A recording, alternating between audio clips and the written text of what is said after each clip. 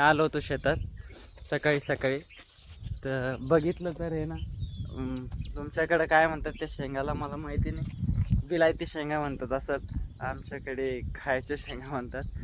ते शेंगदाणे ते डुकरानं 7-8 तास उकरून घेतले. शेतकऱ्याला आहे ना लय लय कष्ट आहे हो.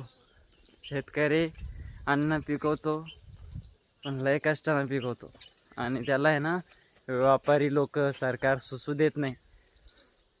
लोक म्हणतात शेतकरी भोळा आहे. शेतकरी भोळा असला असतात एवढं पिकं पिकवलंच नसतं त्यांना. शेतकरी हा दयाळू आहे म्हणून तुम्ही जगू लागले. शेतकरी जरा त्याच्या जातीवर आला असता ना, तर आता तुम्ही रोडावर कटरी घेऊन निंदत असतात, आम्हाला द्या आम्हाला द्या. पण शेतकरी हा दयाळू आहे म्हणून ते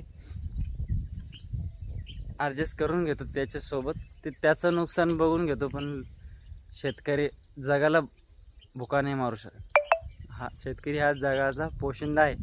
शेतकरी हा भोळा नाही, शेतकरी हा दयाळू आहे, हे लक्षात ठेवा. जय किसान.